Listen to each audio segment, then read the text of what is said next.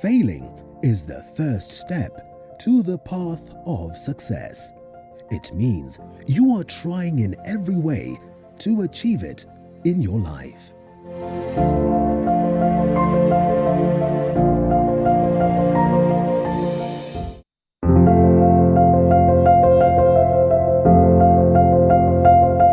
Failing is the first step to the path of success. It means you are trying in every way to achieve it in your life.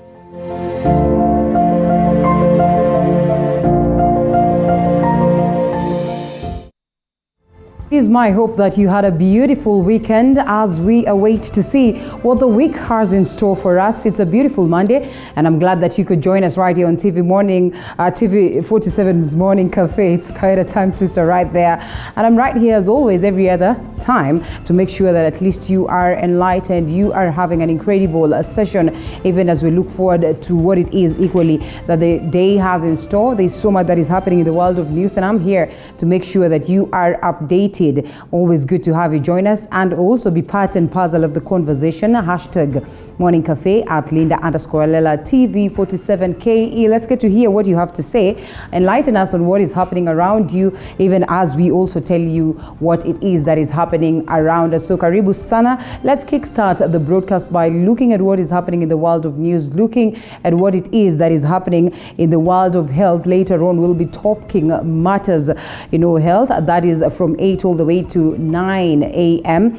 An incredible session outlined for you, even as we look at a condition that is pretty much common, but many people, do not go out there to speak about it. And this is hemophilia. We just get to understand the nitty-gritty details about them. As they would say, it is something that is inherited, but there are ways that you can be able to control the same. We'll be having a doctor and also a person who has the same condition, and they will be telling us this, situation. They'll be taking us through what it is or what it takes to make sure that you're able to manage the situation. So welcome on board. We talk matters politics. We look at the BBI debacle that continues on, what really plays out, what will play out, even as, of course, the conversation is on as to whether we're going to have a referendum or not. We do not forget to speak matters 2022, the much anticipated, even with the numerous gray areas that have been pinpointed, some fabricated, some probably valid. We'll be looking at that alongside the guests, just so we get their view on whether indeed such conversations as they stand as of now are worth having. We do not forget to speak about the aspect of COVID-19. The situation is dire in India, even as we look at that direction in search for a vaccine. What way forward? We await to hear. The adjustments or readjustments that have been made as to those individuals that were able to get the first dose or the first jab, an adjustment of the same to 12 weeks, contrary to what had been said earlier on, as the Ministry of Health would say. This is with the blessing of World Health Organization, and the readjustments equally witnessed across different parts of the world. We'll be looking at that later on. So if you got your jab, then of course you might need to wait longer so that you're able to get the next one. And lastly, we do not forget to speak about the judicial stalemate that we witnessed today, or the activities at the level of the judiciary, the ongoing conversations as to what we're going to do to get the next Chief Justice, and also the judges of the Supreme Court, and so much. So there's indeed so much that we're going to be touching on this morning, and we look forward to have you from now going all the way. So briefly, we look at what the papers have. The People Daily. Raila allies vow to push on with the BBI despite the latest hitch. Indeed, not just a simple hitch, a story captured on page 4. We'll get the view of the guests this morning as to whether we should proceed with the document as it is, or maybe there's some adjustments that need to be made, even as a majority of them are reading so much so of witch hunt. And that is one thing that will be forming the basis of our conversation this morning, as I have said. And friends disappear without a trace. This is pretty much of an unfortunate occurrence. A story captured on page 16, 7 days after 4 best friends were abducted as they left a restaurant that is in Kitengela.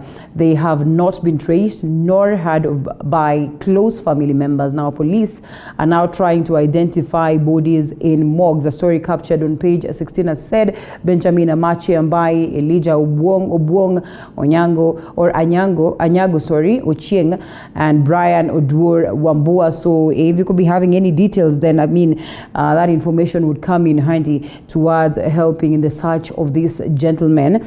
We hope that, of course, such will be addressed soonest. Why cases in our courts take forever to be concluded? Even as we take a look at what plays out in the corridors of justice, we do not forget to speak about this scenario where we have numerous cases that are pending, backlog of cases. Most of these individuals, judges, will always come on board as they are, vetted, as they are going through interviews. In most cases, they speak of a scenario where they are going to address the backlog of cases, but then again, such is not always the case. What informs this? A story captured on page 9. James Oswago, former IBC CEO, speaks of this also, and we'll be looking at that as we proceed. And Kenya makes strides in a fight against malaria. That's a celebrations and elations as to that. Infections have dropped in some regions by up to about 24%, with officials saying interventions have borne great fruits. Indeed, that's some good report right there.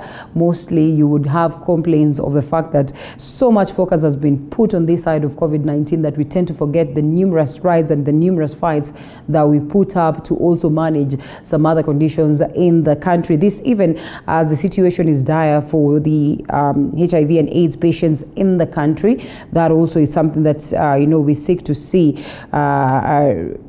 having the government, taking up the challenge to address the same. The stalemate that comes along with the ARV drugs coming or brought on board by USAID.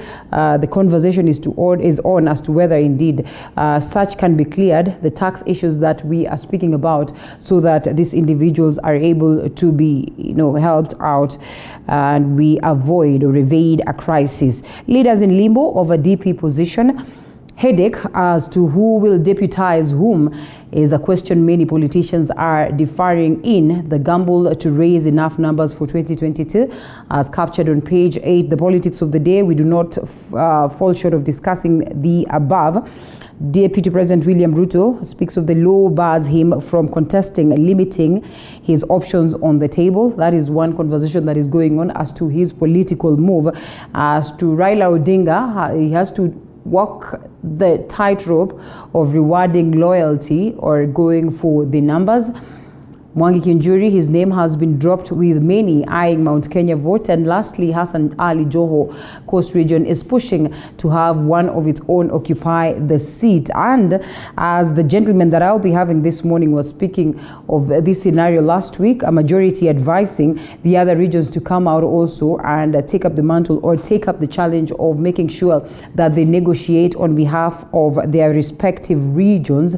And we are yet to see whether these kingpins or these key leaders in specific regions will come out handy to address or to speak of the same and the desires and the interests and the needs of their very own region. 2022 politics is something that indeed we are watching closely, but then the question is whether we're going to have it or not, as another conversation has cropped up, many arguing that maybe we might need to readjust, we might need to postpone the same for a later date or to a later date, something that very many have argued would not be a wise move. And as mentioned earlier on, are phased out ARVs being administered. Well, KEMSA says some of the drugs distributed to counties are old stock in warehouses. How good or legit are they? Indeed, a question of wait and see. We hope that we'll be able to fix this to evade a crisis. As earlier mentioned, Machakos granny buried after 17 years in mortuary because of land dispute. Pretty much interesting, but also sad to even imagine that such is a conversation that we could be holding at a point in time. Daily Nation, front page.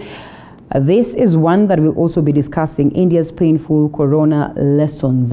And we're speaking of 24,000 new coronavirus cases reported in New Delhi. That is by Saturday or on Saturday, with more than 1/4 of those tested returning positive or returning positive results, and the havoc of coronavirus continues, and there is no despite Delhi Chief Minister Arvind Kejriwal says that. And well, the United States, the United Kingdom, the EU also vying to come in handy to make sure that they help the people of India to deal with the same. Indeed, it's quite a crisis, even as the world or numerous countries are looking up to India for the vaccines. Indeed, a catastrophe, as they would call it. India's healthcare system has literally struggled to cope with a huge surge, with reports of severe oxygen and medicine shortages, and patients' families pleading for help. That is on social media. I mean, they have closed on the same. They say that we should avoid a scenario where, there'll be a lot of fake news or news that would create lots of tension that is not factual. So the country recorded about 349,691 fresh cases and 2,767 deaths in the last 24 hours, the highest since the start of the pandemic, as captured on page 4 and 5. Just what does it speak for the entire global fraternity as to the fight against COVID-19? A BBI deadlock over creation of 70 new constituencies, and the question as to whether the proposed 70 new voting areas should apply in the 2022 general elections emerged as possible legal minefield that could hit the constitution of Kenya. That is the Amendment Bill 2020. Should it win the approval of Kenyans, there are also concerns over the practicability or the practicality of creating the new constituencies before the polls, as story captured on page 6. And of course, then that takes us to the conversation of 2022. And whether we're going to have an election or not, that is not what we need to focus much on. We just hope that such would be addressed, in time. Puzzle of 4 men who went missing after having lunch. That also I have touched on, as captured on the People Daily.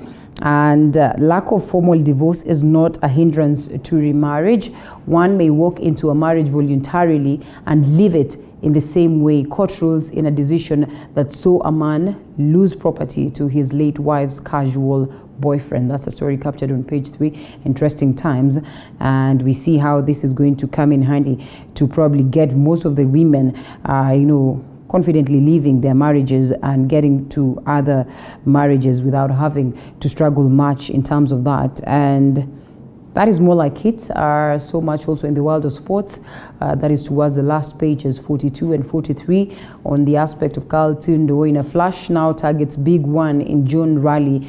Kenyan veteran leads the 2021 African Rally Championship standings by virtue of having won the Equator Rally in Naivasha.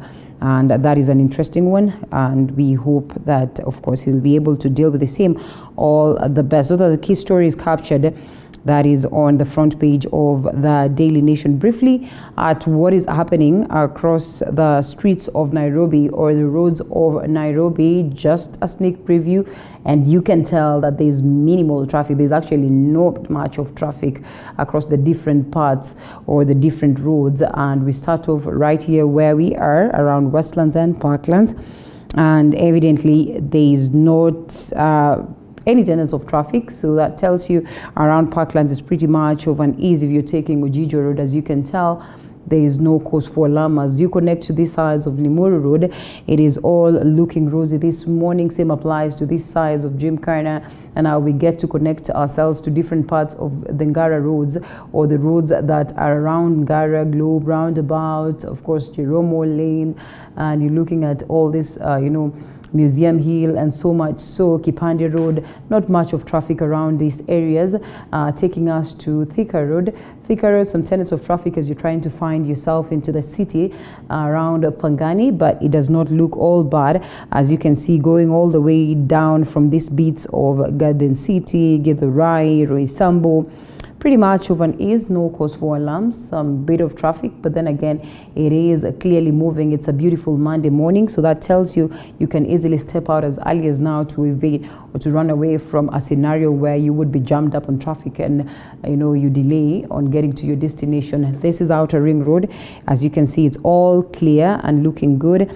You get to this bit where you connect to the likes of Juja Road, Komarok, evidently not looking bad, and going down all the way. There is no cause for alarm. If you're taking Juja Road on this other side, some tenets of traffic, but it is moving. As you can see, you realize that you get some bit of traffic somewhere, but then again, it moves, as you can see, and so there's not much traffic along Juja Road. Those are the key roads that I'm picking on so that we are on the loop. This is Jogoo Road. Jogoo Road is also not looking as bad. Some tenants, bits of traffic, as you can tell, but it is not as heavy, and so it is equally moving. Remember, it's a chilly morning. In most cases, you find chilly, rainy mornings are, characterized and lots of traffic, but such is not the case. Lunga Road is looking all good this morning on this other side, and to these other beats around Donholm, that was Outer Ring not looking so bad. This is around Enterprise Road, as you can see, not so bad, and this is Mombasa Road, where you find some bit of traffic, but it doesn't look as bad, as you can see, as you connect to Airport Road. And that is around Embakasi, coming to this point of Cabanas, Imara Daima. You find some tenets of traffic because of the roadworks that are ongoing there, but pretty much moving, as you can see, and going down all the way. There is no cause for alarm along that is thicker Mombasa Road, coming to Capital Center as you get yourself into this direction where you find yourself into the city. Around the roundabout where you connect to Bunyala is where you get some tenets of traffic, but it's not as heavy as would get you, locked on the road. And so that means you should step out as early as now before it gets to that level of a snarl up. And as you can see, this size, let's see whether there's anything along Gong Road. Gong Road is looking good this morning. As you can see, this is Gong Road across different parts, and so you need not to worry when taking that direction. Oloitoktok, Kikambala, this side of James Gishuru as you come to connect to Waiyaki Way. James Gishuru is all ease. Waiyaki Way, some tenets of traffic somewhere around here, somewhere around ABC Place. The roadworks ongoing, but it does not look as bad this morning. In the event that something else reaches the desk, I'll be here to make sure that you are on the loop. Now let's look at what my team has prepared, and the overall prevalence of malaria in the country. That is, malaria in the country has reduced from 8% as recorded in 2015 to 5.5% last year. Now this is according to the nationwide population level assessment on the burden of malaria in Kenya, dubbed the Kenya Malaria Indicator Survey 2020. Now, the preliminary report released by the Ministry of Health showed that the cases and admissions of patients suffering from the killer disease had also significantly reduced, as Ruth Mulandi tells us. As the world marked the World Malaria Day, the Kenyan government, through the Ministry of Health, says it has made significant progress in the fight against the leading cause of mortality in the country, with the disease now listed among top 10 causes of outpatient visits countrywide. But despite these statistics, the country seems to be on the right path in fighting the killer disease. According to the preliminary report of a nationwide population level assessment on the burden of malaria conducted last year, the overall prevalence of malaria in the country reduced from 8% as documented in 2015 to 5.6%, where the Lake region, which bears the highest disease burden recorded, are reduced prevalence rate from 27% to 19%. The Coast region also recorded a drop from 8% to 4.5%, with the proportion of patients seeking out and inpatient services reducing from 30% to 19% and 20% to 15% respectively. But as we celebrate the gains, we must not lose sight of the ball in our concerted efforts to defeat this disease once and for all. We plan to scale up our current efforts, introduce new strategies, and apply lessons from countries that have recently eliminated malaria. It is through these gains also that the Ministry of Health launched a campaign to disperse 15.7 million insecticide-treated mosquito nets in 27 high malaria-burdened regions from the 30th of this month, with the aim of reaching 25 million Kenyans at a cost of 8 billion shillings. The Ministry of Health, in accordance with the government's plan to fully eradicate malaria in Kenya, had sought expertise from Cuba, who were successful in their fight against malaria, citing that experts from Cuba had arrived as per a signed agreement between the two countries. Experts from Kenya and Cuba would take a 2-year project on the use of biological methods for control of mosquito vectors. Kenya is now among 2 African countries on the continent to deploy the first ever malaria vaccine, where more than 190,000 children in selected regions across the country having received their first dose of the vaccine. This vaccine is given in the first 3 doses are given 1 month apart. Then the 4th booster dose happens at 20 months after the first dose. It is good news to see that following up on this GSK vaccine, we now have another vaccine that is in its early stages of testing that also might present us with another tool to tackle malaria. It is indeed good news for the country in its fight against malaria, and even in the wake of a vaccine, we are still urged not to let our guards down. Ruth Mulandi, TV 47. And even as we talk of this progress, the scenario is not beautiful in regards to matters COVID-19, not just here, but across the global fraternity. And now India has registered a new world record for daily coronavirus infections for the 4th day in a row, placing more strain on its crisis-hit hospitals. Daniel Masiza with that report. India recorded a further 349,691 cases of COVID-19 on Sunday, bringing the total number of infections to almost 17 million since the first case was reported on the 20th of January 2020 in the densely populated country. The number of deaths across India rose by 2,767, the highest daily number so far, as Prime Minister Narendra Modi on Sunday urged all citizens to be vaccinated and exercise caution, saying the storm of infections had shaken the country. Responding to the devastating situation in India, the United States of America Secretary of State Antony Blinken said the U.S. was working closely with the Indian government to send more support and supplies.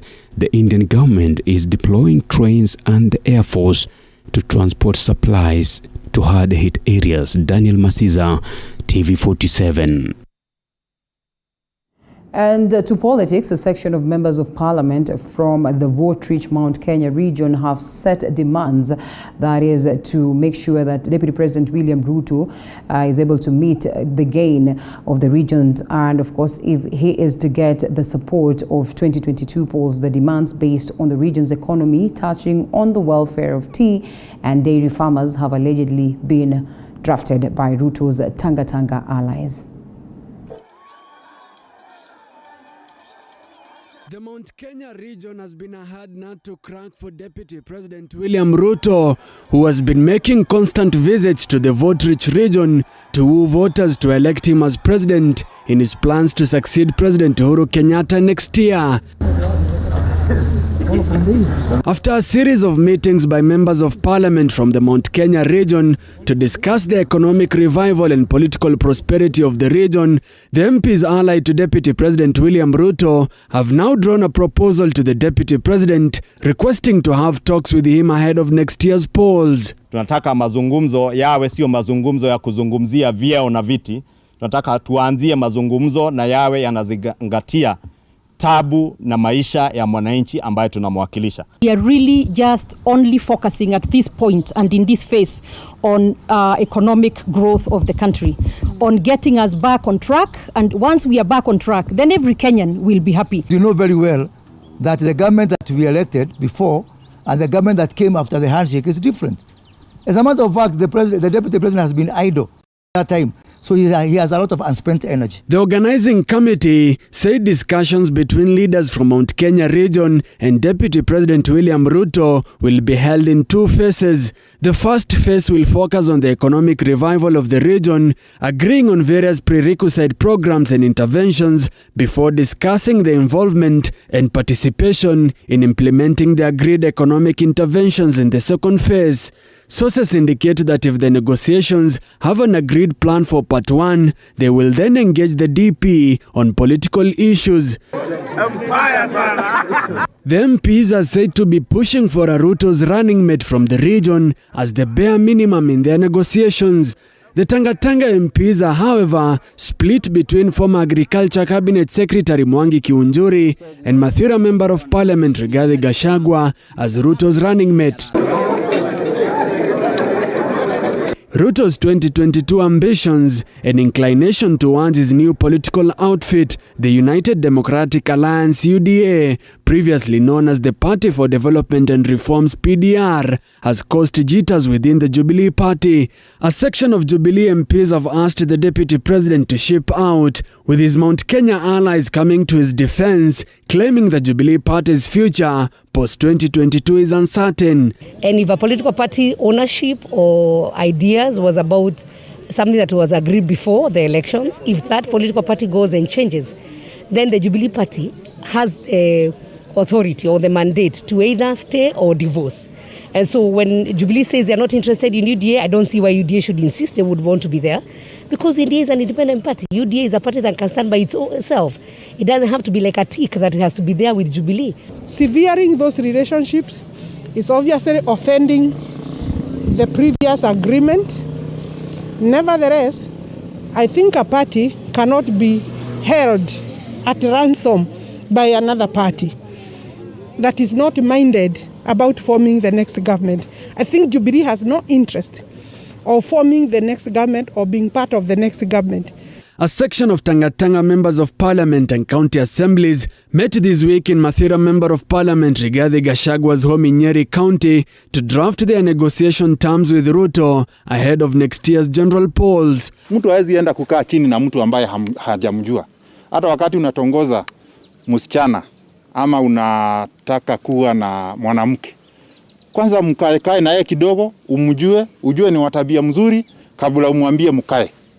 Ni vizuri pia tukae na yeye tumuulize, ukichukua uongozi, wakulima wetu wa kahawa watanufaika namna gani? Wakulima wetu wa majani chai watanufaika namna gani?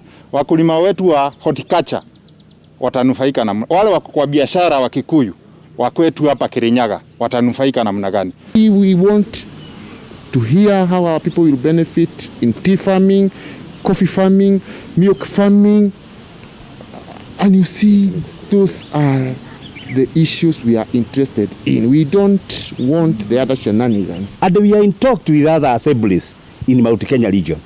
And actually we are having meetings. We will have several meetings.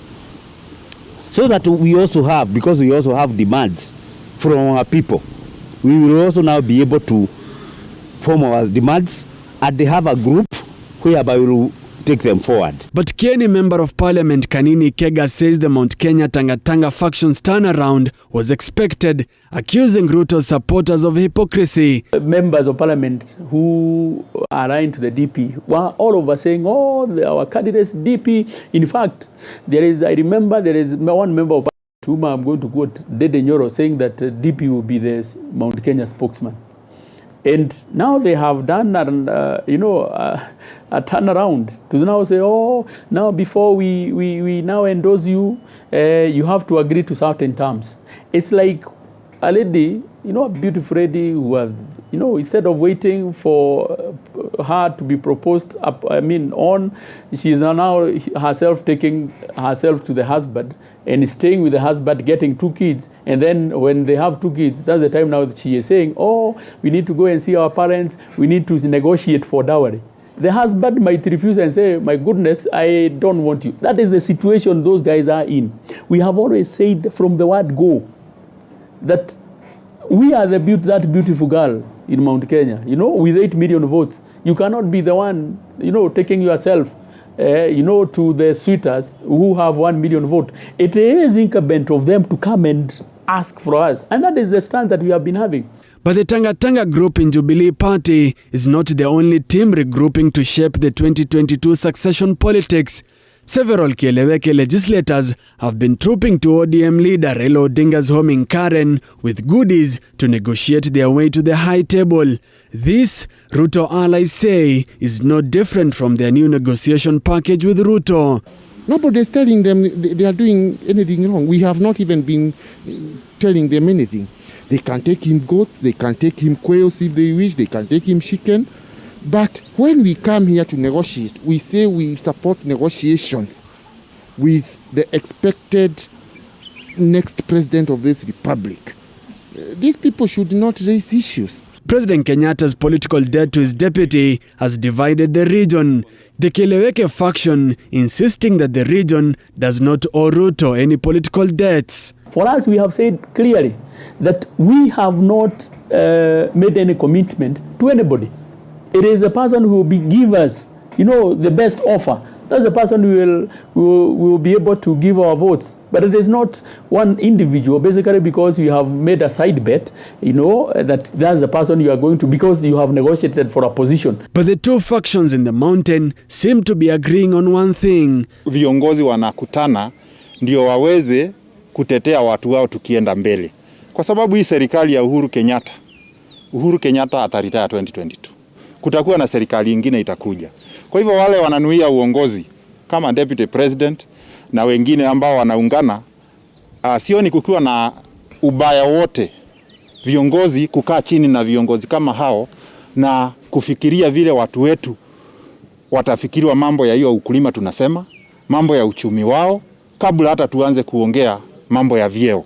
What is important for our area is the economic benefits we are going to get from that government that is going to come. It's not about positions. We have had those positions even during KANU. We even have the vice president. We had ministers from Mount Kenya. Yet we had no development agenda in our area because it was given to individuals. All right, before we delve deep into that conversation, because definitely that story has to form the basis of our conversation this morning. We had the same story sometimes last week on Monday, and we looked at the same. I don't know whether we'll be having different views from the guests, and we seek to get that later on. But first, let's look at the day's diary.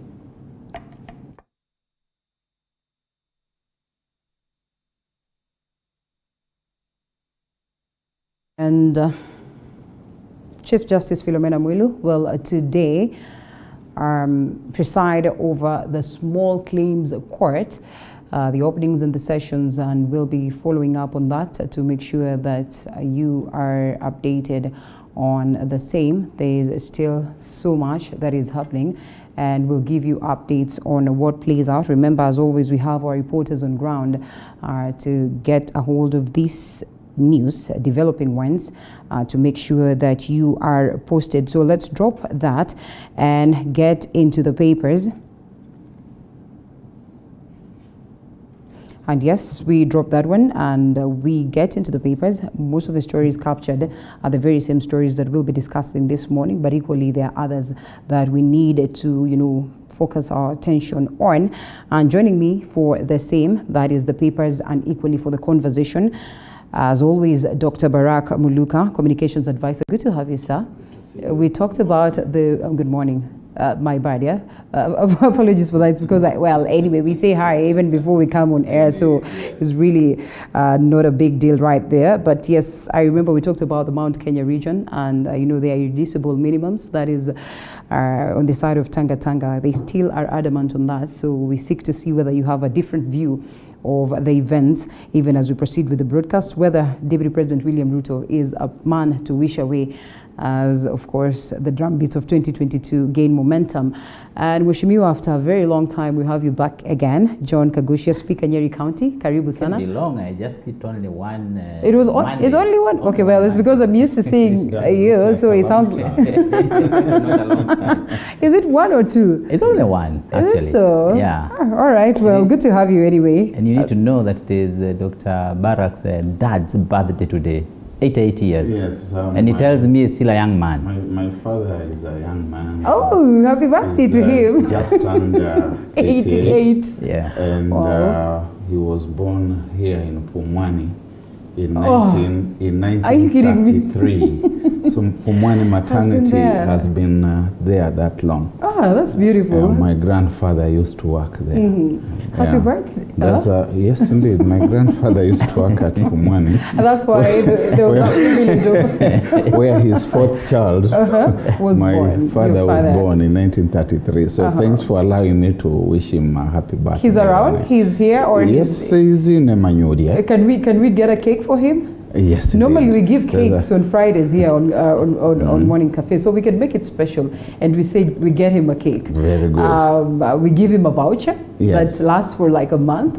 So I'm yes. sure in a So, month's time you'll have found your way there. Discovers his way to Yes. the supplier. Yes. So happy birthday to him.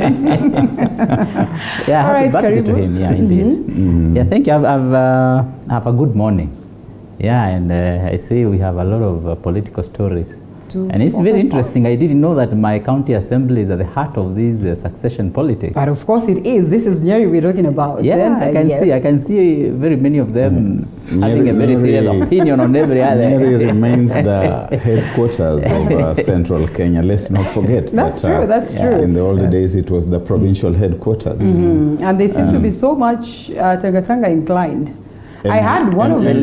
Let's say they seem to be very much involved in the transition politics. Okay, let's on how the next government is formed. Nyeri has always been at the heart of this. Yeah. If you read the Mau Mau literature, a lot of it happened within Nyeri, Right. perhaps even more than any other part of the country. Part of it had, of course, to do with the terrain, which was very good for that kind of activity. Okay. And Kenya's Mau Mau literature, whether it's historical or literary writing, preponderates with the involvement of Nyeri. So Nyeri will always be very at the heart of it. Active, yes. Indeed, it's Nyeri that led this country for 10 years and brought very serious transformation in the country and put this country at the heart of economic recovery. You know, is it not you who was telling me that we cannot consider that success in the race of tortoise? Yes, if you are the winner in a race of tortoises, you still remain a tortoise. But let's give it to him. President Kibaki did a good job. Yeah, we have got to have our own yardstick. Yes, true. And say that before we go out to compete against others, charity begins at home. That's true. And we must look at the 4 presidents we have had. Yeah. And I think without a doubt, whether he remains a tortoise or a dwarf or whatever, Mwai Kibaki towers head and shoulder above the other 3 presidents. So the same analogy, actually, we have the tortoise that was competing with the hare, and at some point the hare was too bright but could not defeat the tortoise. The tortoise arrived ahead of the hare. So really, there's nothing wrong with being a tortoise, so long as you arrive and arrive strong. Yeah, and I agree to that. I mean, how we long for those days, how we long to go back to such, at least that, as opposed to looking at, what the presidents would bring in terms of progress, and therefore we cannot run away from acknowledging what it is that Nyeri has done for us. I hope all is well down there. Yeah, it's well, as you can see. I'm good with the weather is good in Nyeri. Yeah. Of course, the COVID situation is not very good. It's very unfortunate. We have to keep burying people. I'm burying a prominent villager. Sometime we received the news of his loss yesterday. And we are really having a challenge. And so I would really want to wish our people, not only Nyeri people, but even people from all the other areas in this country, to really take good care. And we also pray God that this pandemic may get off our country and this world as soon as possible. Yeah. Well, when we get to politics, I'd love to know whether you are amongst the few who debated on the right document of the BBI. But first, now that you brought the question of COVID-19, let's look at this one. And also, it forms the basis of our conversation this morning. But now that it finds itself on the papers, let's as well touch on the same. The situation is dire in India, Daktari, and we are looking up to those, to that direction for vaccines. Yes, the times are very baffling. Sometimes if you are inclined towards superstition, towards myth, you start wondering whether Armageddon, the end of times, is not with us. We have read where they say that you will die in the streets. You will look for people to bury you, you won't find any. You will look for places to go to for worship, there will be no worship.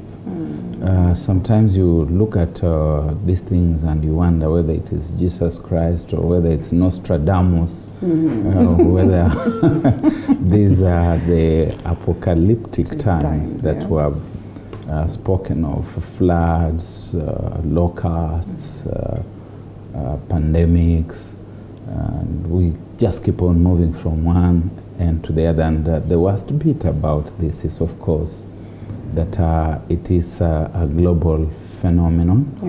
Normally, if a tragedy strikes in one place or in one house, you can always expect to receive some support and relief from some other house. But here is a situation where we are all caught up in this tragedy to different degrees.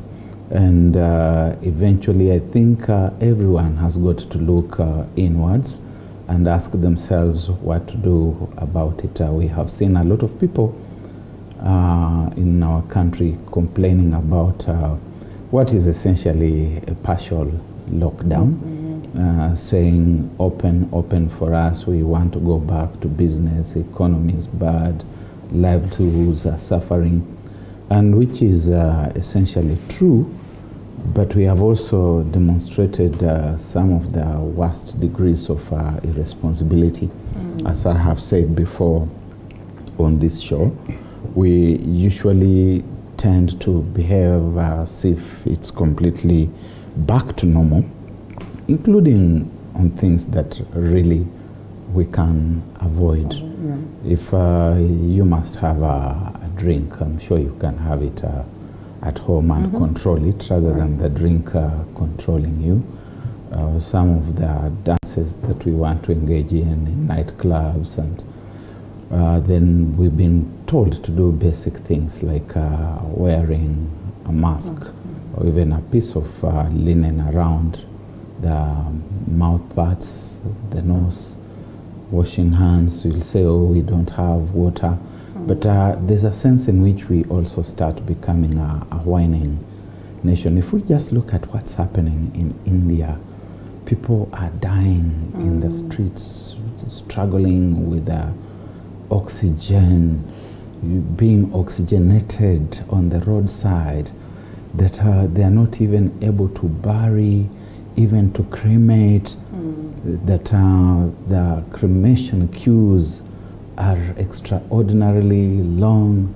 The woodwork for cremation has become a problem, and they just don't know what to do next. If this is a sign for what is to come elsewhere in the world, then we've got to get very worried, and perhaps we need to drop all our other unnecessary feuds, like what I'm seeing coming from the mountain. In the end, it should not matter whether it's DP Ruto who becomes president, or whether it is going to be Kanini Kega or Musalia Mudavadi or whoever. We must be there first in order for somebody to be our president. Well, all right, Speaker. Even before we get into that politics, we all wished and hoped that, even the videos that are making rounds are videos from probably past experiences that are not as true as they're being spoken of, but it is the reality on ground. At least the United States, the UK, the EU are saying that they're going to send their support down to India. But like Dr. says, we all are in that state. So just how much of help can we give? Yeah, India is one of the countries where Kenya looks up for health support. Not only health support, but we go for both curative and other forms of medicine from India. A lot of our people troop into India on a daily basis. Yeah. And you can see how helpless they seem. They are much more advanced in health technologies, diagnostics, and they are also able to handle all these with the minimum costs. In Kenya, we have not yet achieved, I would say, even 50% of what India has. But also, it's also good to remember that India is also a huge country. It's very big, not just like Kenya as a country. And so some of the outcome of this disease in terms of the impact is also felt a little bit much more because it's also a big nation. Yeah. And we have to look at what is happening there and think twice. When Dr. here is talking, I was remembering about the article which was written yesterday by Kiraito Murungi. And he brought forth very, very serious issues. And he said it's only when maybe you have had a serious encounter with COVID that sometimes you might have to rethink even your approach in life. Unfortunately, some of our people have gone through the process, but they still don't seem to get it, or they still don't seem to think is more urgent, even when someone was somewhere in a bed gasping for oxygen and air. And I agree, we need to prioritize as a country the issue of handling COVID situation. Probably when we have even political meetings, we need to have more COVID meetings than we do have political meetings. And even when they happen, maybe we need to discuss more of COVID and the solutions that we can get than we do discuss about who becomes who in 2022 or even later or even earlier. Yeah. So it's important that we focus. It's important that as a country we take more resources and put the resources that we would get into handling the situation that we have. It's important to note things like oxygen. You can have as many oxygen plants in as many different hospitals as possible. That means that you don't have to transport oxygen from other quarters to different areas. If you can be able to manufacture your own oxygen for your own village, for your own area, then it means that we can be able to support as many people with the oxygen when they need it, right, as many as possible. Because a lot of people are not dying because they can't recover. They're dying because even in India and elsewhere, they're dying because when they needed more oxygen, they couldn't get it. So as a country, we need to put that as a priority. There's a time counties were given some amount of money to handle COVID. And I know a lot of the counties may not have used that money to do that. Some of them used them on very temporary situations. Probably we need to now think how we can get more resources and put them into COVID situation. And maybe, just maybe the counties may have now seen what they ought to have done. The ones that made a mistake, maybe they can now correct that. And I hope we do that as a country. Well, before we close it on the aspect of health briefly, there's this article also that I've been touched. I mean, yesterday we celebrate Malaria Day and with at least strides that we acknowledge, but on the other side, the aspect of ARVs, the reports reaching our desk is that ARV drugs, that have been brought on board in the country courtesy of USAID, they say this will remain in possession until talks on tax distribution are concluded. That is according to the U.S. Embassy Nairobi spokesperson. And we just ask ourselves, should USAID probably consider reshipping these drugs to a different destination? Because evidently it doesn't augur well when you see such laxity, and we have patients that are waiting for these drugs, direly waiting for these drugs. Reports that the drugs that have been distributed could be old stock, We don't even know whether they're legit enough or good enough to keep these patients afloat. And we ask ourselves, is the government really keen to address the aspect of health today? We celebrate malaria. On this other side, we're talking of new cases and high cases of tuberculosis. HIV and AIDS scenario is not beautiful in the country. Can we even have the confidence that we can handle COVID-19 well, Dr. Briefly? You know, Linda, speaker, and the audience, sometimes in my quiet moments, I have looked at the things that happen in my country. And I have often wondered whether the people we say are in government are really government, or we just have gangsters in positions of power and authority, disguising themselves as government.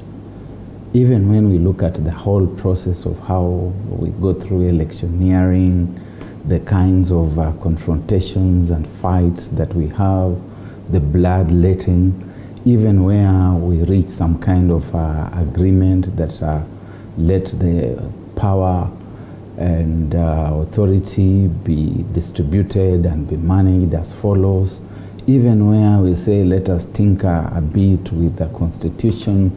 Sometimes I feel like I'm watching a gangster movie, a horrid one, where people go into government not for the welfare of society, but of their own very wicked and sinister motives.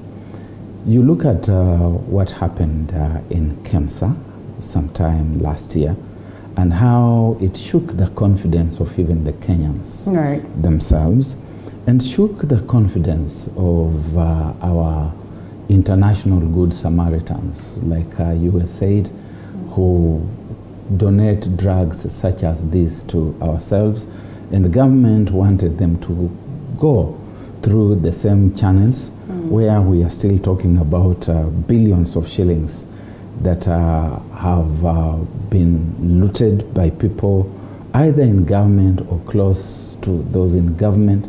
We have had people screaming from rooftops. The weekend press is now pointing at them. It's showing that this is the person who signed the documents that got 4 billion Kenya shillings worth of tenders to be given to such and such a farm. We are seeing that they're the same people who are being fingered in Sputnik. They're supposed to be importing it, and they were pointing fingers elsewhere. You never quite get to understand, and I would agree, we are the people who are sick, who need this treatment. In fact, it's the responsibility of this government to ensure that drugs such as these are there before we even stretch out our begging bowl to USAID or to anybody else. Now these things come, they get to our shores.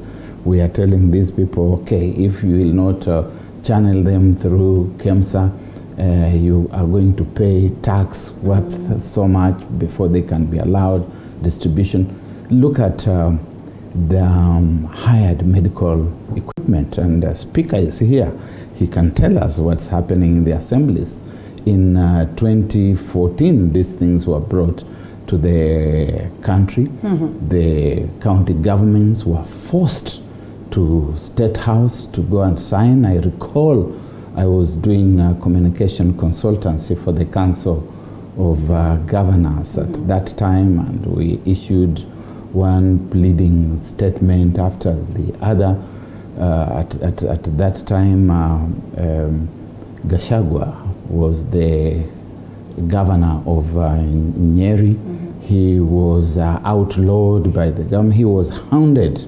In fact, they accelerated his passing on because he was the chair of the medical committee at the Council of Governors. Then there is the other equipment of mobile hospitals, which has virtually rotted at the cost. It was brought in for billions of shillings, and eventually nobody even talks about it. There were other things that happened in the Mafia House headquarters, what we call the Mafia Scandal. And you start wondering, can we even talk about government, or are we just talking about gangsters that are dressed up in nice three-piece suits with extra pieces in the pocket, who drive in good cars, who live in the most salubrious locations in the country?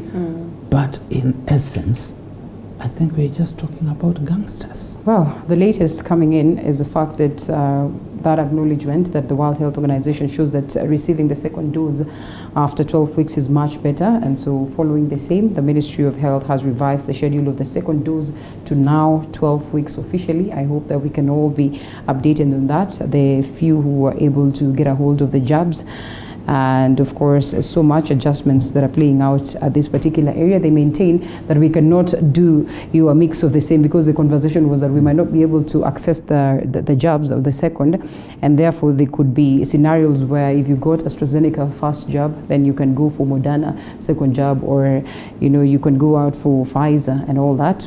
That has been clarified that such should not be the case. But then again, CAS Mwangangi maintains that as a country we've done well. We are in number 7 globally as to what we have done, or the strides that we've made in dealing with COVID-19, and therefore they say that we should celebrate the same. I mean, if it's coming from the vaccine, Kenyan women raise concerns over missing periods after COVID-19 jabs is something that is being observed, so we can get reports or clear reports as to the same. So much is happening in the world of health. We can only hope that we are able to address the same. Will you allow us to take a short break? Sometimes I think in 30 seconds or 45 seconds? Sometimes I think this issue of vaccines sometimes is a bit political. Oh, yeah? When, for example, World Health Organization realizes that we are out of stock for these vaccines, they revise and they say it is scientific. Yeah.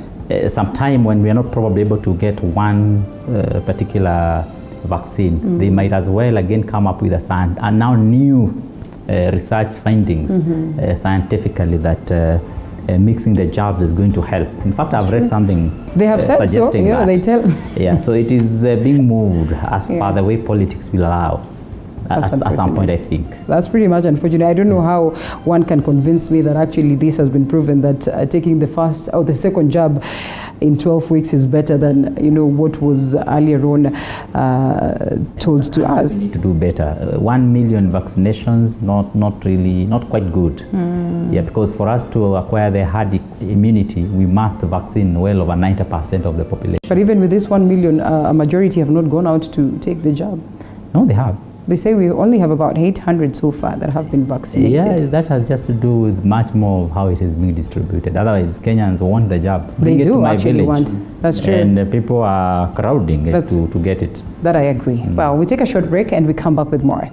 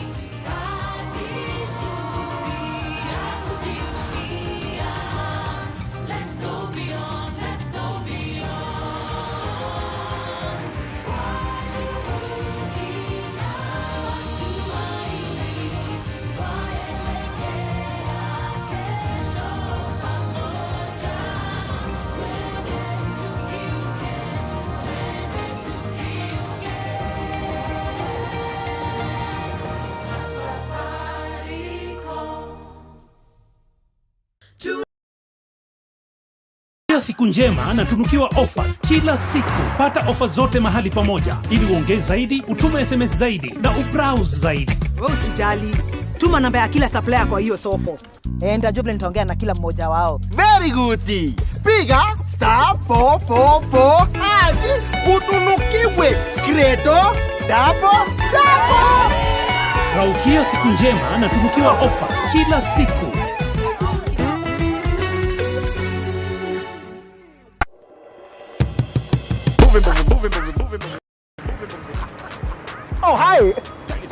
what you're thinking. It's a cup of coffee. Coffee, movie. Together, Coffee with Movie. Every Sunday, 8 p.m. on TV 47, where we bring you interesting, enticing people. Well, we've concentrated on musicians. Yeah. Producers. So now I manage, because telemanagement and events management, I think, was my passion. Right about now, we want to go beyond to the counties and to other countries. I'll see you. Let the sun stand still like Joshua time for 3 hours, but this time for only 1 hour. We bring you Coffee with Movie. Interesting, enticing guests. I'll see you. Tunaweza anza tuna Mombasa, Kisumu, Nakuru, twende Uganda, Magufuli Land, TZ, you never know. It is Coffee with Movie.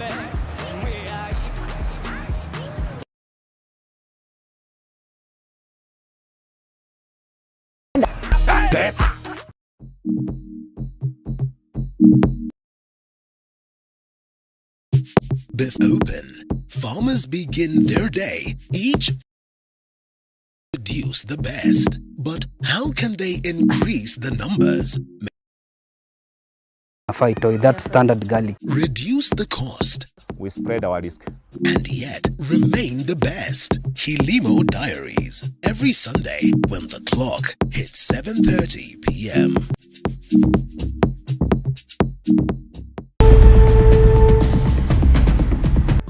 The story continues to unfold.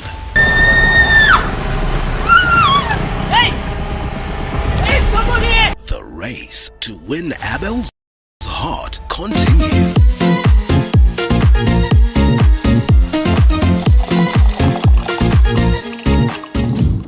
All right, still here with us, our communications advisor, Dr. Barrack Muluka, and Nyeri Speaker, Honorable John Kaguchia, as we expound some more on the papers. You know, sometimes we get into the papers and we tend to forget that we're supposed to brush through pretty fast so we can look at very many stories. But all the same, interesting is to note that some of these stories are the very same that form the basis of our conversations, and therefore, so sometimes allow us to delve deep into this. And, you know, there are stories that are quite hefty that you just cannot march through or just decide that, okay, you're going to say 2-3 words and leave it at that. So as we briefly let's give ourselves about 15 marks so that we look at what other stories are here. We leave the politics or the political ones and we look at others. Why cases in our courts take forever to be concluded?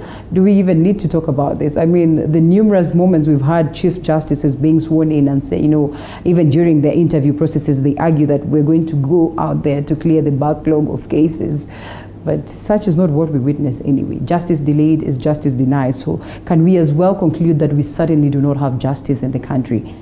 Indeed, that's a very big challenge because we have delayed so many cases in our courts of law to the extent that if one want to frustrate you, they will frustrate you and dare you go to court. Yeah. Why?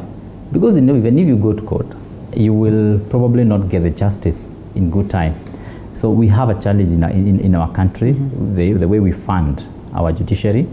But even after funding the judiciary, how do they also spend the money that they get, especially in terms of infrastructure, in terms of technology, ICT, embracing technology, in terms of human resources, which are very, very important and very key in our justice system. But most importantly, we have not really actualized the Article 157. Is it 157 or 159 of our Constitution, which talks about the issue of alternative dispute mechanism, alternative dispute resolution mechanisms, which would help us a lot to deal with these cases. For example, like the issue of, like now I've seen about the issue of the small claims court. We have areas where people own up to their mistakes. Yeah. We have areas where people definitely would like to settle issues out of court.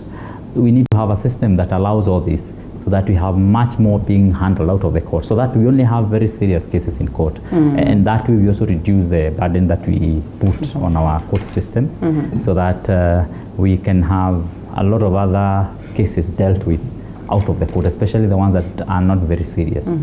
We move in circles and circles when we're talking about these heavy cases that we speak of. Just looking at the faces of those women, you know, in their own capacity, we know them. this is courtesy of the fact that, a case that they are involved in has been in the courts for the longest of time, to a point of, people claiming that the judiciary is the missing link on the fight against corruption, graft, and all these issues that we speak of. Sometimes, as they would say, we witness our suspects dying, even as the court processes are still ongoing. I mean, we can name numerous scandals as named right there that linger or that still lie in the corridors of justice. What can we say about this, honestly, even as we are confidently and outrightly out there in search of the next Chief Justice, the other 41, judges that have not been put into office, fingers being pointed at President Uhuru Kenyatta. When we speak of a scenario where the courts again alter the processes of getting the judges themselves, it's just a hula baloo of activities that gets us a bit confused. Dr. Ari. I think it's the entire legal system, the justice administration system in the country. I was writing, if you followed over the weekend, about the Derek Chauvin case, where he killed a man. Now we can say he killed. Confidently, at least. On the 25th of May last year. The following day, he was sacked. That's true. Here it would not happen. The DCI will instead come out accusing media houses of malice. He was arrested on the 29th of the same month, 4 days later. Then, of course, he was granted bail. They did not say lock him up for 14 days as we do further investigations. And from the 20th of March this year to the 21st of April, which is approximately 1 month. The whole trial is done and dusted. The only thing is that he is now waiting in the cooler for sentencing, because he has already been found guilty. Now here it will begin with a prolonged investigative mechanism. It will go on, and the prosecution will keep on going to court to say we need more time, to say witnesses are not there. And sometimes we have seen, have we not, the prosecution taking to court as many as 40 people charged. In the case of the Kenya Power and Lighting Company, for example, and which case has since disappeared. We are not even seeing it anywhere. Now imagine on one charge sheet you have got 40 people. Imagine each one of these 40 people has a lawyer. Some of them have even 2 or 3, and in some extreme cases, like the people at the very top, they have 10 lawyers. Then imagine each one of these has got 5 witnesses. Imagine the number of witnesses the state itself brings. When will that case end? After Jesus Christ has come back, or what? Then, of course, there are certain structural weaknesses within the system itself. There could be questions of integrity. There are questions of even space. There are questions of a proliferation of cases also. We have also become a very litigious nation. Everything we want to go to court, as Speaker says, normally we also ought to explore other mechanisms. And the entire justice system becomes a laughing stock. If you have now a matter on land, you will be listed for hearing at the earliest. If you go to court today, the earliest they could listen to you is in about 2023. You know, you speak of that. There's a story here of a mama who's been buried 17 years after because of a land dispute. 17 years after. That is how we fool around. There's even no justice for the dead who just want to lie in peace. That's true. All right. Well, we leave that one. It's something that we can talk about. I want us to close on the aspect of the papers because these stories we touch on, but we do not go without speaking of this. This is on the social aspect of life, the morals and all that. On the family aspect, lack of formal divorce is not a hindrance to remarriage. One may walk into a marriage voluntarily and leave it in the same way. Court rules in a decision that saw a man lose property to his late wife's casual boyfriend. And yes, this still in the corridors of justice. Probably a good move. Well, I don't know whether a good move or not, but what I know is that the judiciary has lately become very, very liberal in how they are deciding on these family-related cases. We have seen sometimes up to almost contradicting judgments, whereas precedence is supposed to be supreme, and also the law itself that we have. But we are seeing quite a bit of liberal thinking in terms of the decisions that judges are coming up with.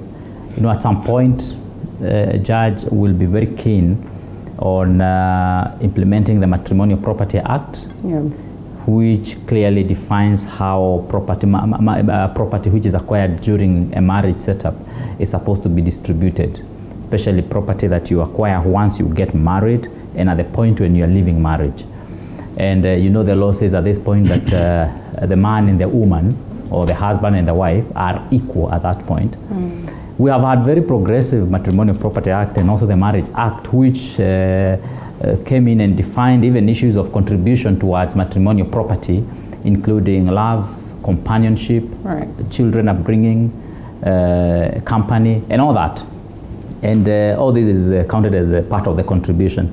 But we have also seen a situation where judges are stepping out of that arrangement for a while, and they are making their own different arguments altogether.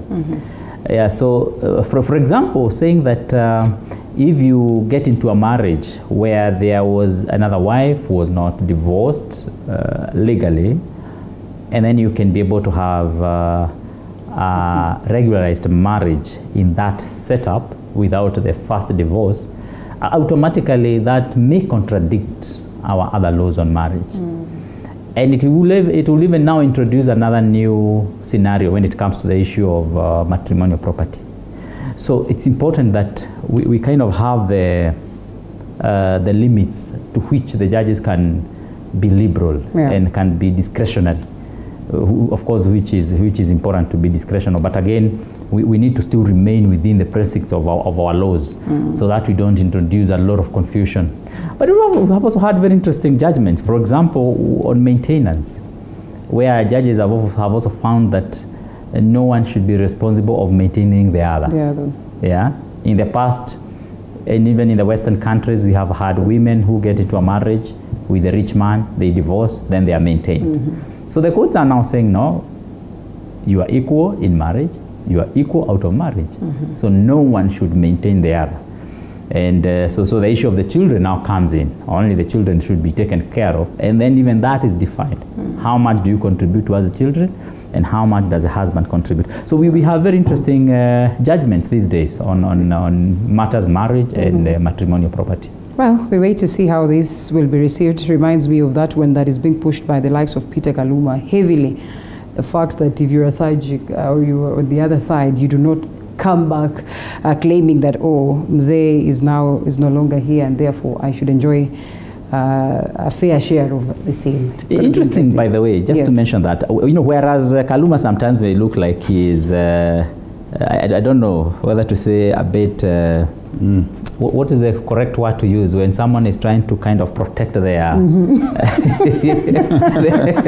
most of the members of parliament, you should see them debating on this. Let's say they have access to grind.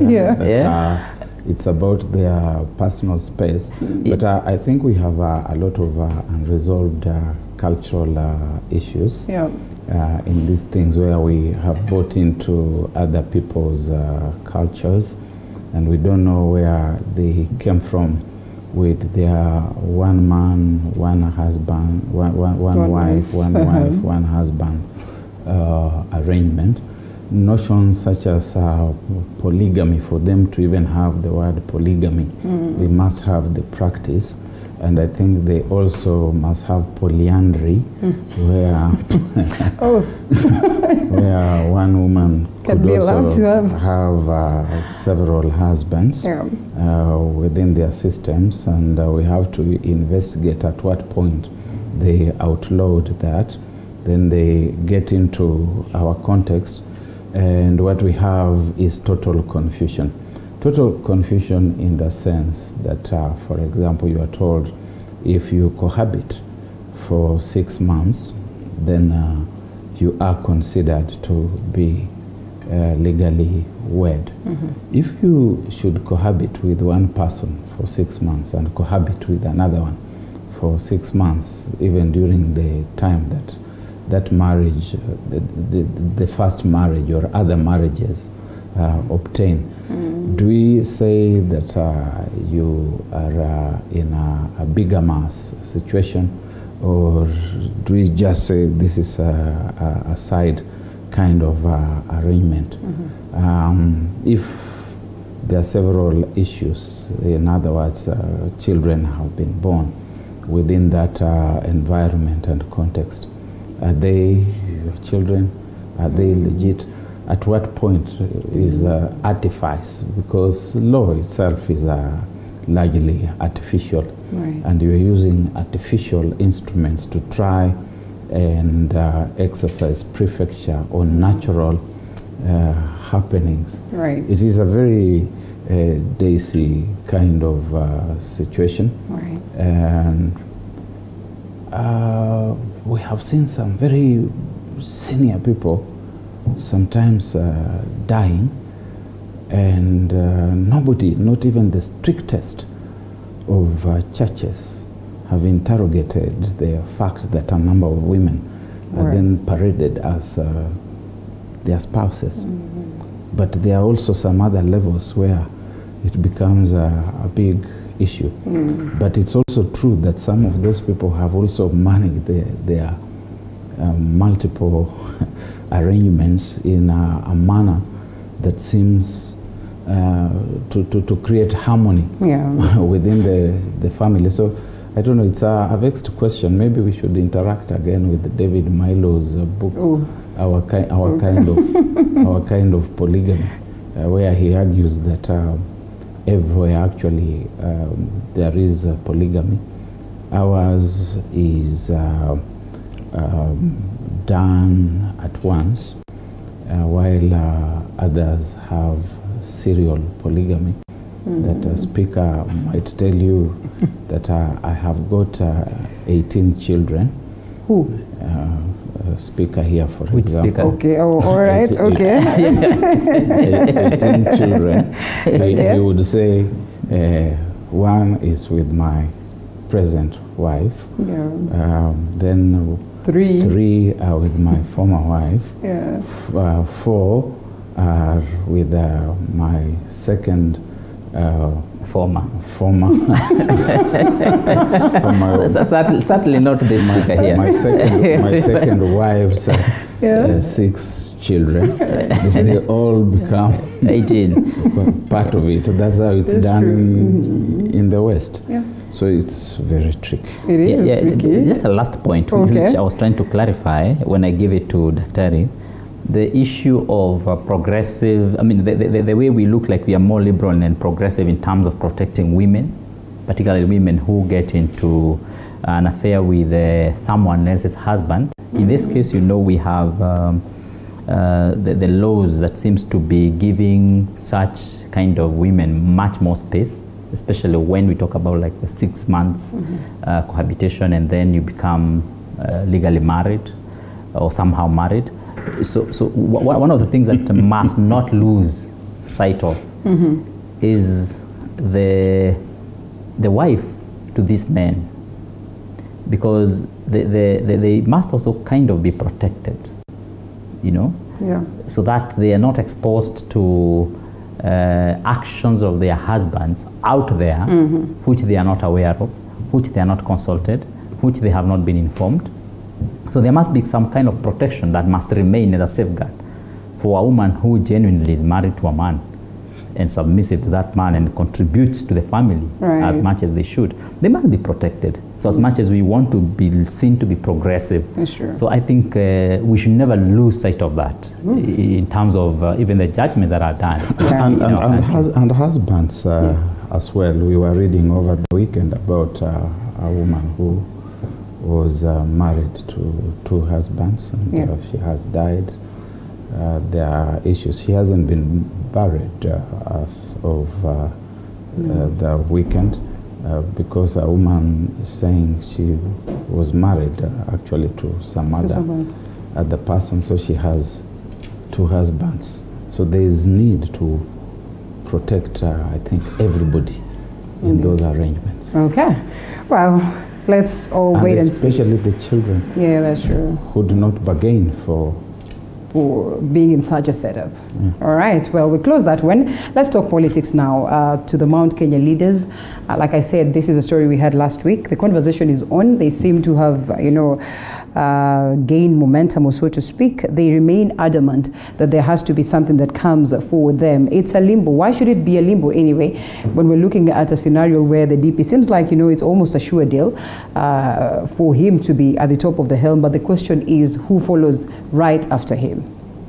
Mount Kenya is talking. Good question. It has always roared anyway. Good question. Yeah. The only thing I can assure you is that at the top, and much more on the 2 elective positions, depending on how our laws go, there must and there should be and there will be a Mount Kenya candidate. So whether number 1 or number 2, because I know when people go bargain, for now I have heard the people who are bargaining with the DP Ruto say that they are not now bargaining for seats, they are bargaining for the development agenda that the government of Ruto should be able to engage in should they ascend to power. So I have seen them saying they are not on the issue of the seats. But when it comes to the issue of the positions, which will definitely come at an appropriate time, and which almost every other team is avoiding, I know there will be the issue of Mount Kenya having someone at the high table. Of course, the divisions that happen or that are now there in Mount Kenya, which really are, the Mount Kenya is getting divided into, I would say, 2, and sometimes you don't know whether it is the leaders who are getting divided without the population. Maybe the population is stuck on one area. Sometimes you don't know whether it's actually the population that is divided, and that's why the leaders are divided. Right. That's something that one needs to interrogate further. But the issue is that if indeed the ground, so to say, and when we say the ground, I was discussing with someone yesterday and we were talking about the ground. Sometimes we have the ground in Nairobi and we have the ground in Mashinani. The ground meaning people who are on the ground. But some other times there's another ground which is very important. For example, if Daktari here becomes a very big backer of myself, and he's here in Nairobi, but he's financing and he's advising, he's helping in communication, he becomes part of the ground. Yes. It's another ground. So sometimes you need to define which ground. What exactly the ground is. All right. Before we expound some more on that, let's listen into this clip and then we come back to the very same conversation.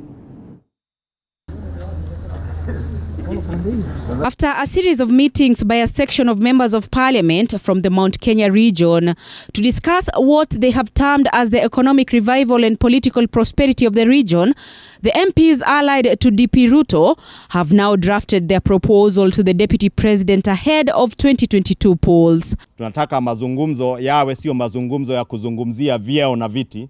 Tunataka tuanzie mazungumzo na yawe yanazingatia tabu na maisha ya mwananchi ambaye tunamwakilisha. You know very well that the government that we elected before and the government that came after the handshake is different. As a matter of fact, the deputy president has been idle since that time. So he has a lot of unspent energy. In a meeting held at Kimani Ichung'wa's Kikuyu home Thursday, the organizing committee said discussions between Mount Kenya region leaders and Deputy President William Ruto will be held in 2 phases. The first phase will focus on the economic revival of the region, agreeing on various prerequisite programs and interventions, before discussing the involvement and participation in implementing the agreed economic interventions in the second phase. I know we are politicians, but we are not here for politics. Our agenda number 1 insofar as 2022 is concerned. Number one is economy. Our number two agenda of this team is the economy. And number three agenda of this team from Mount Kenya region is the economy. We are really just only focusing at this point and in this phase on economic growth of the country, on getting us back on track. And once we are back on track, then every Kenyan will be happy. The MPs who have since received backlash from their Kieleweke counterparts now wants them to cease from interfering with their agenda, urging them to initiate discussions with their candidate of choice. Our people have been impoverished, millions of livelihoods destroyed. Many of our traders and business people have deliberately been driven into poverty through government policies coupled with unprecedented high-handedness. One of our principles as this team is that we would rather be led in a country that is rich than being leaders in a country that is poor. And therefore, our bare minimum, so to say, is not the other questions that others have been asking about which position are you getting in this arithmetic. Our bare minimum is the revival of our economy. This comes barely a week after the MPs held a meeting at Madira MP Rigathi Gachagwa's home in Karen, nominating him in an 11-member committee to initiate talks with the Deputy President William Ruto. Andrine Kilemi, TV 47. Electari. Economy. Remember, these are individuals that equally have the capability of making the best of the economy as it now. It's usually a question of whose economy. Yeah. You know, economies can be developed and very advanced without the people benefiting from them. Quite often we have seen individuals who jostle and they will say, we are doing it for you, but essentially they do it for themselves. And I'm not necessarily talking about this particular team. Yeah. It's within the political class. Even when you look at what we have been calling inclusion, that we are restructuring the executive to be inclusive, is about a few individuals, and those few individuals will claim that they are doing it for the community, that our community is seated at the table. In a sense, therefore, I think if they are actually genuine, I don't know, I don't have the instruments to use to measure how genuine people are, but if they are genuine, then the conversation they are having is correct. That you have got to begin by looking at the region. Yeah. And the regions will be there. To deny them the existence of the regions and regional interests is to deny the reality of humanity. That we want a portion of the cake, a piece of the action. And therefore, let us negotiate with the various front runners, right, and tell them that this is our bare minimum, and therefore the kind of conversation they're having should also be held in other regions by other regions. The regional leaders should also start holding conversations. That is my cause of worry, and the conversation is on. Heated at the coastal region, heated, in different parts of the country. But then the question is, will this not then create more division? Just how healthy can we have this conversation of regions? Dr. We are taking a break, and then we come back to that very note.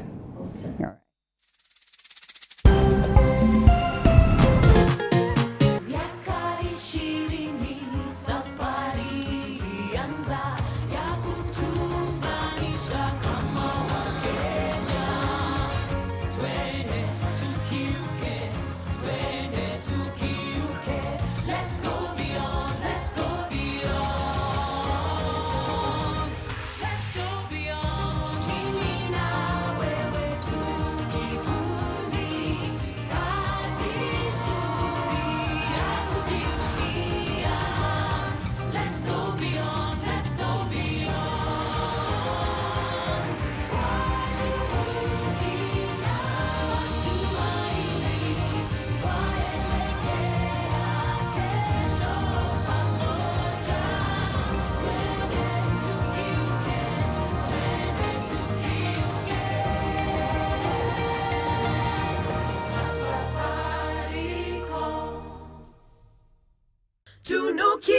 Raukia siku njema na tunukiwa offers kila siku. Pata offers zote mahali pamoja ili uongee zaidi, utume SMS zaidi na ubrowse zaidi. Wewe usijali. Tuma namba ya kila supplier kwa hiyo soko. Nitajua nitaongea na kila mmoja wao. Very good. Piga *444 hash utunukiwe Credo double. Raukia siku njema na tunukiwa offers kila siku.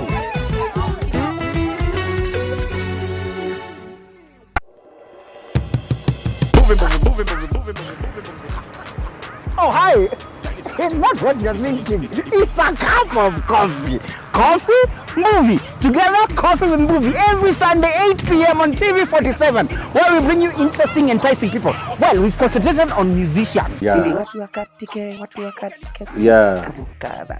Producers. So now I manage because telemanagement and events management I think was my passion. Right about now, we want to go beyond to the counties and to other countries. How see you? Let the sun stand still like Joshua Times for 3 hours, but this time for only 1 hour. We bring you coffee with movie, interesting, enticing guests. How see you? Tunaweza anza tuna Mombasa, Kisumu, Nakuru, twende Uganda, Magufuli Land, TZ, you never know. It is coffee with movie. Jua unaweza enda sasa. Okay.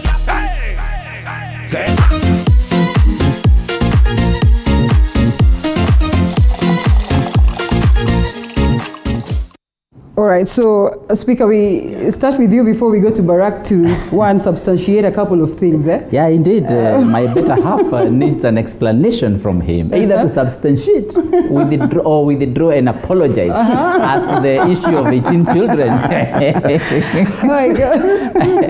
So, Barrack, before this, you'll have to withdraw and apologize or substantiate.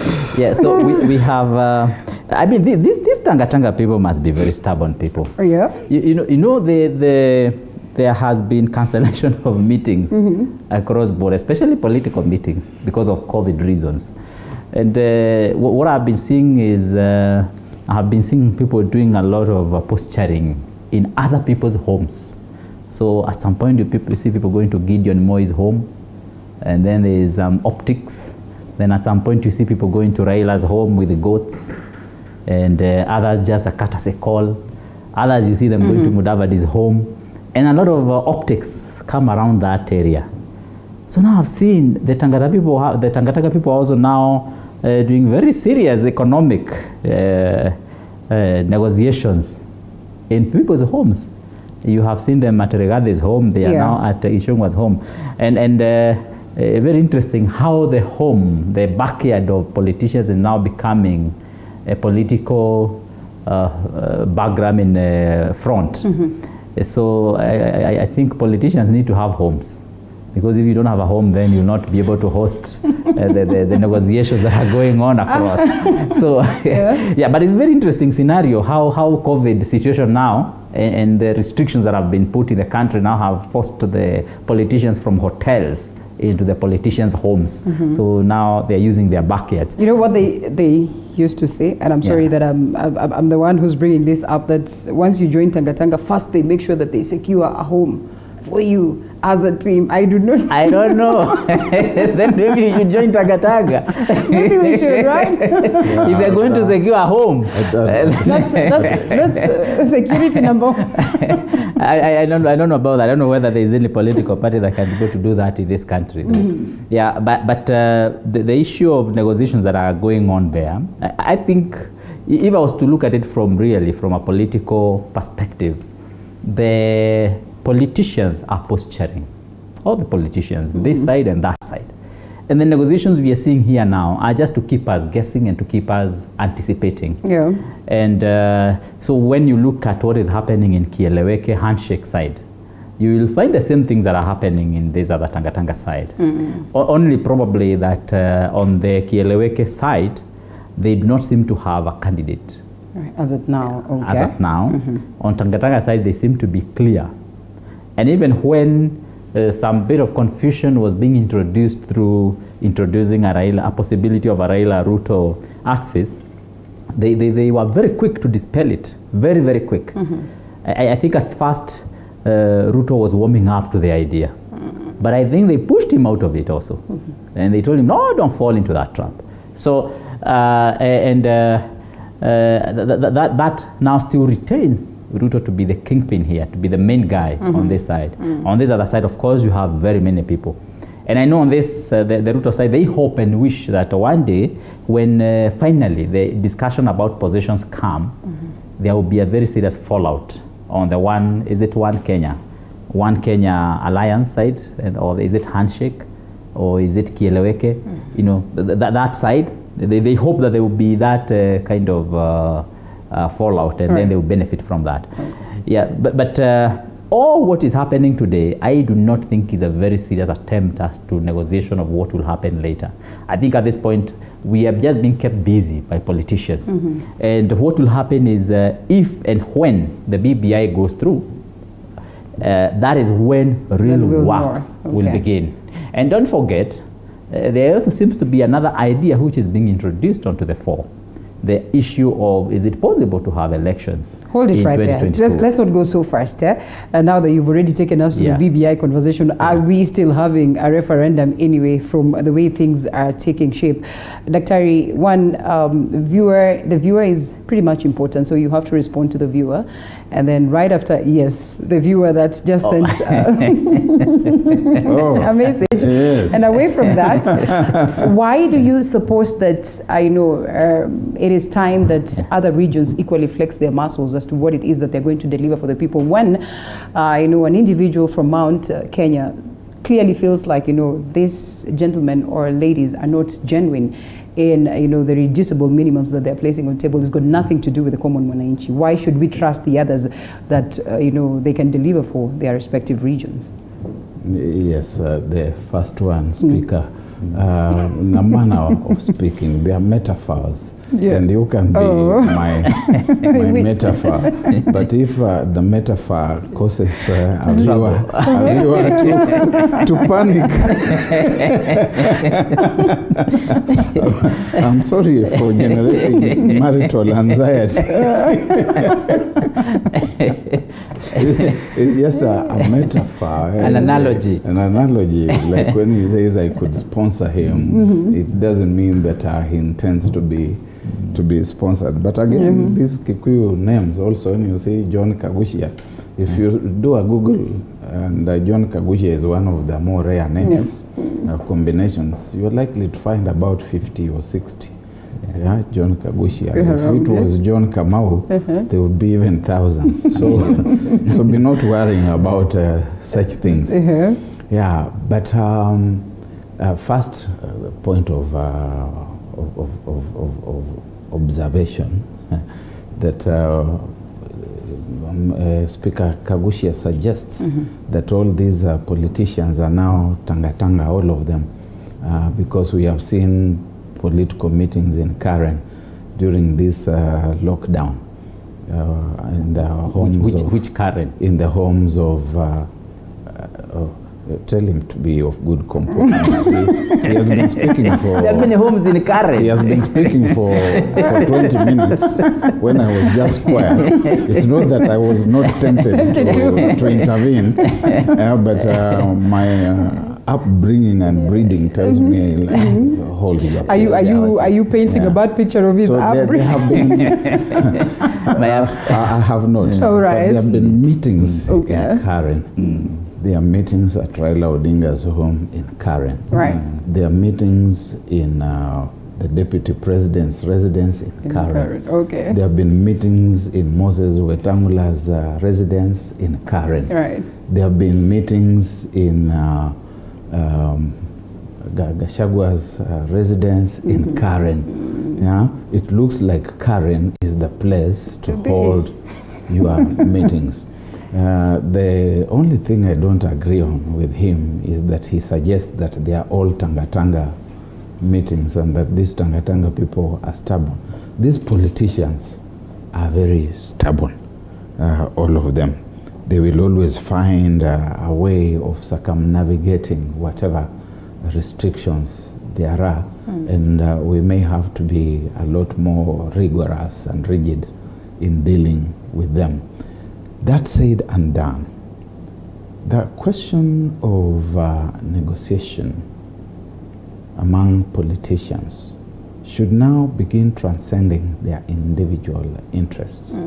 We know that the individual is very important, and I could take you through philosophical arguments from Hegel to Schelling to Soren Kierkegaard to I don't know who, to Albert Camus about the individual and why the individual should be positioned in a certain vantage point in society, in negotiations, in pursuit of interests.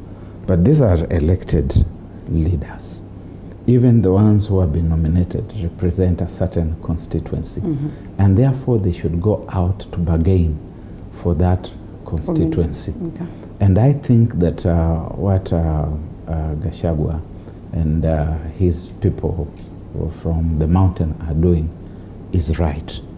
They must go to the DP and say, this is our basic minimum requirement as a region. And they should go to other people. In fact, if they so desire, they should go to Raila Odinga, to Musalia Mudavadi, to whoever, and say this is a political market, a market of opportunities. And as the people's elected representatives, this is what we are asking about the future dispensation. But they should not just do that. They should also continue petitioning the sitting government of the day and say this is what we want, because in any event they were elected into the present dispensation and they should be wrestling staff opportunities from government for their people here and now. And the rest of the country should refrain from demonizing them and do the same. They should also come together and say this is what we want. If it is about positions, we have seen that the positions are useless. They are useless to the individual who is given that position, and they are useless to the community. If you look at the position of deputy president in the country today, which is an elected position because you get there on the same ticket with the president, we have got an extra legal situation in the country today. In fact, I think this is one on which His Excellency the President needs to be taken to task. The office of Deputy President is a constitutional office. And it's not an office that should be tinkered with, toyed with at an individual's whims, even when that individual is His Excellency the President. You have paralyzed a whole institution. If you go to Harambee House Annex, it's a dead place. Nothing goes on there. And yet we are funding it out of public coffers. If you go to Karen, I want to believe it is the same state of affairs. This is a constitutional office. We have elected this person to be there as your principal assistant. This person was not a bridge just for you to use to get there. Unfortunately, when I look at the entire formation and arrangement so far, I see people who are posturing to say we should have a running mate from Central, or we should have a running mate from Western or from the coast, not because they consider that person is going to be competent or to deliver, but because they think that if we go with this person, then that region is going to give us the votes.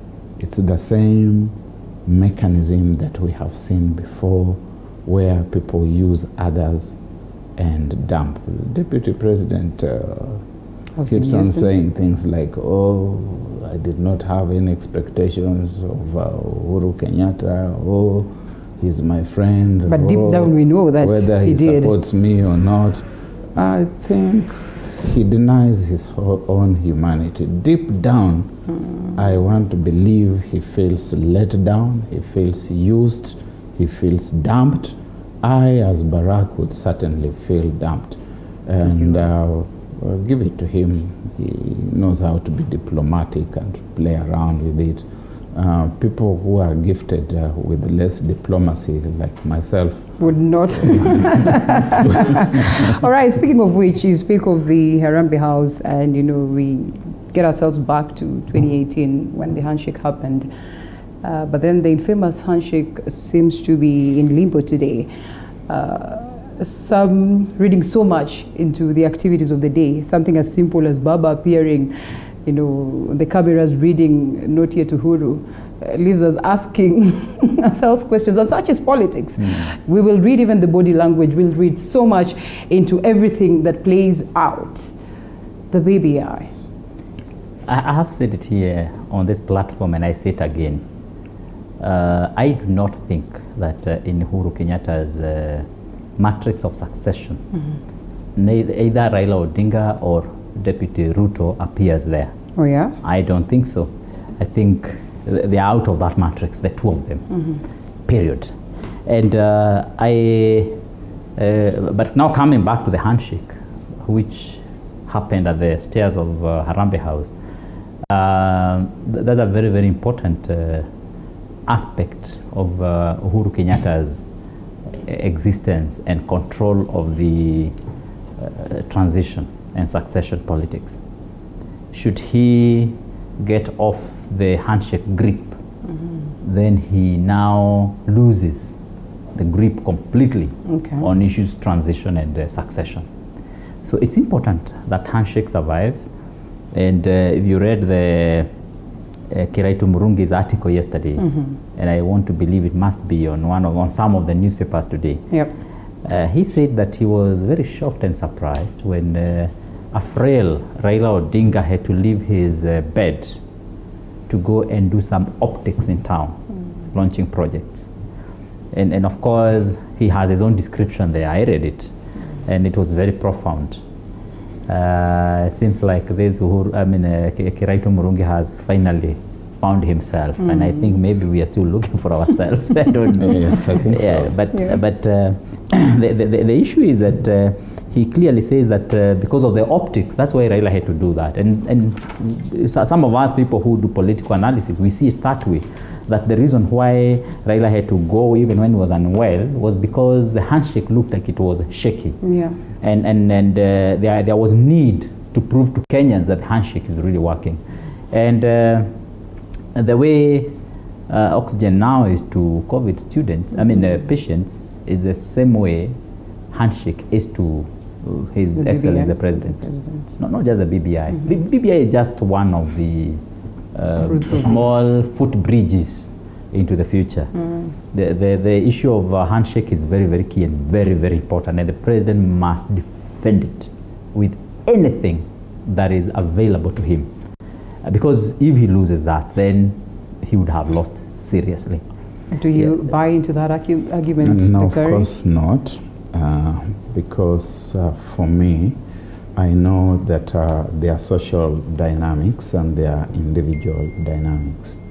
I know that if there is a context of belligerence and that there is lawlessness and disorder, and we have people from what look like two camps fighting each other, and that two individuals from those two camps come and quietly and secretly agree, they do a handshake, and suddenly the guns drop, then the problem has been these two people.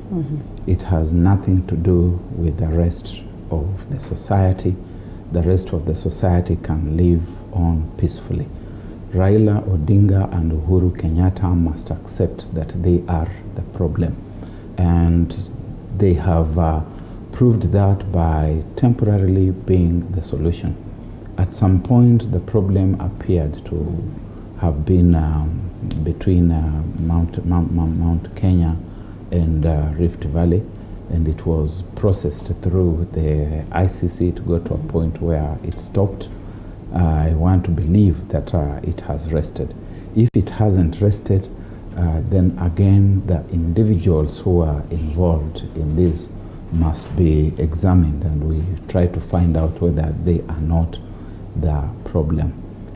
But with regard to the handshake, President Uhuru Kenyatta got into it because he wanted legitimacy. The election of 26 October 2017, in which he was elected by upwards of 90% of the voters, was a charade. This generation does not want to discuss it because it is not politically correct to do so. As a student and graduate of political science and international relations, I cannot join that bandwagon and pretend that there was an election. It was a race that involved one individual, which the IEBC was road-railed into running, in spite of the fact that the chair had told us that he didn't think it was possible to conduct a free and fair election within the time that was given.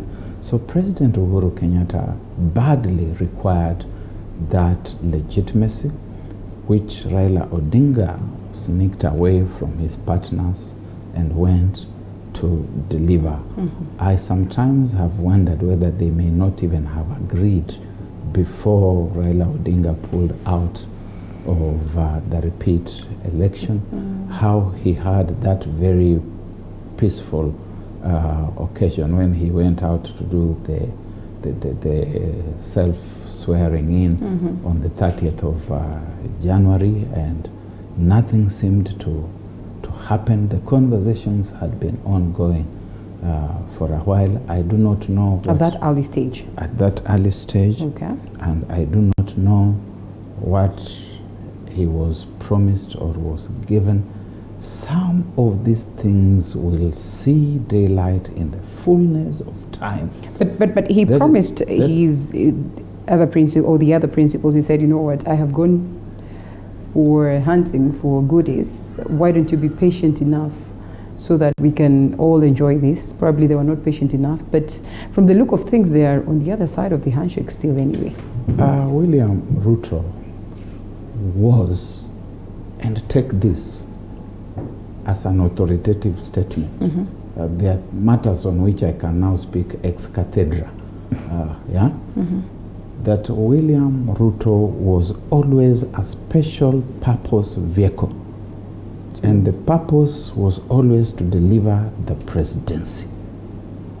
And if you are in doubt, find out whether there are still any honest people left in Jubilee, whether they're in Kiweleweke or they're in Tangatanga.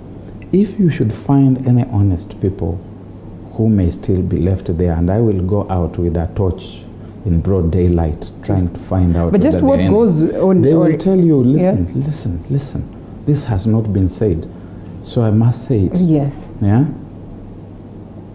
On the day after the nullified election of August 8, on the day after the presidential results were announced, President Uhuru Kenyatta became a different person at a meeting that was held in State House, where he read a riot act to everybody and told them this was going to be the beginning of a new dispensation, the dispensation of the President Uhuru Kenyatta, whom David Murathe had promised the country, that he was going to be more assertive, he was going to be more authoritative and less accommodating.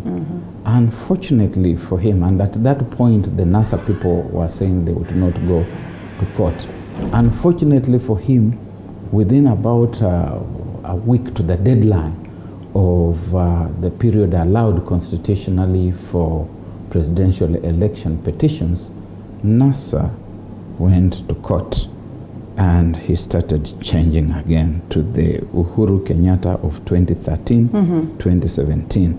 And he became particularly so during the short period of electioneering between the 30th of September, when his first election was nullified, to the period 30th of October, when he was re-elected, and of course there was another petition which was nullified. After, which was, the petition was thrown out. It was thrown out, yes, eventually. After that petition was thrown out, William Ruto became useless. He became somebody who was good enough for the dustbin. What he had been drafted to deliver had been delivered. Hizi vitu zingine zote ni story. When we speak of drafted, I know we don't have time on this and we won't even focus on it, but I seek to probably get answers as to that. I remember the other time we were having a conversation here with other gentlemen that argued, sometimes these arguments are good, but there needs to, be a proper crafted, say memorandum in regards to this, and I just don't know how much people follow such memorandums. Then one would want to argue when we sit together and say that we are going for the presidency, how then do we craft a memorandum that is going to bind us and hold us even after that, so that we would have these unions working for the benefit of the people as opposed to them being used as vehicles. We drop that one. Mheshimiwa, as we close, and this is a conversation that we're probably going to have, on Monday, as to whether we have an election or not, and what really is enshrined in the Constitution as, a clause that would speak of a scenario where if we are to postpone the elections, what are some of these things that we speak of? A crisis, what kind of crisis, and what would warrant us not having an election anyway, as we close in 2 minutes? Yeah, well, I think that's an interesting area that we need to delve into very seriously. Yeah. And I would say at the moment, constitutionally, it does not accommodate the issue of a postponed election. And indeed, an election should be held at the time that the Constitution appoints. And I think there should not be any other way about it. However, if you look at the way all these issues have been structured, it is clear that there will be a very serious strain on time to be able to successfully conduct an election within that period of time. And one wouldn't understand whether this is by design or is by default. Right. And we have at the moment a constitutional IBC or a constitutional commission, which is IBC, which is not functioning, or which is not there. It doesn't exist in actual sense, because it doesn't even have the requisite number of commissioners that should be able to conduct the activities that require to be conducted. So the issue of hiring or appointing new commissioners is already an issue that is likely to take quite a bit of time. Now, apart from that, you've got to have them now learn their job, get inducted, do the referendum, if the referendum is there. And then after the referendum, we have the issue of delimitation of boundaries. After the delimitation of boundaries, now we have the issue of preparing for an election. And you see our elections after the ICT issues now have become a little bit more complex. So you have to prepare quite early.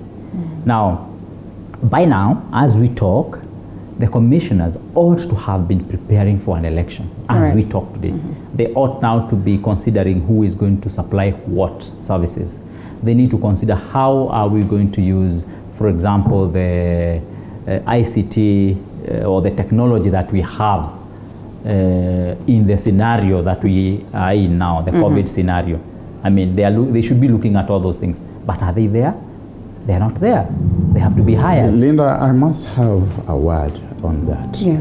I hear the signature tune, but I must have a word on that. The president has had 4 years, during which period he has known that IBC was not properly constituted. Yeah. He did not do anything about it.